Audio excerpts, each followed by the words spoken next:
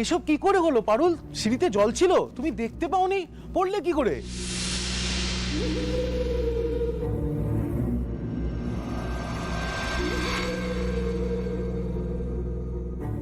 সত্যি তো আমি পড়লাম কেমন করে বল দেখিনি রায়ন। আমাকে তোর এত ভয় যে আমাকে একেবারে ফেলে দিলি।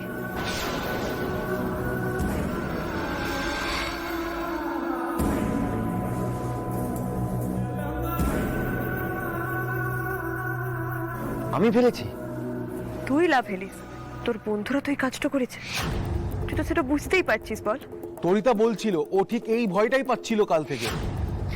দেখ পারুল, এই কাজটা কে করেছে আমি জানি না, তবে রায়ন বসুর সামনে থেকে লড়াই করে, পিঠ পিছে ছুরি মারে না, আর সমর্থনও করে না। সে তুই যাই করে না নাটির পিণ্ডে, তুই আর তোর বন্ধুরা আমাকে কখনো টলাইতে পারবি না।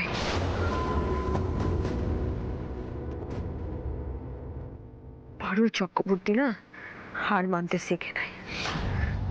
এই সব জবাব আমি এই কম্পিটিশনে জিতে তোদের ফিরাই দেব।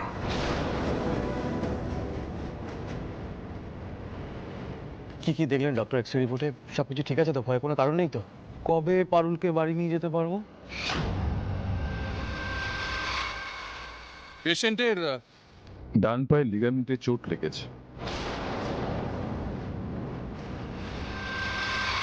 নেক্সট 1 উইক ওনাকে কমপ্লিট বেড রেস্টে থাকতে হবে। পায়ের কোনো রকম মুভমেন্ট করা চলবে না।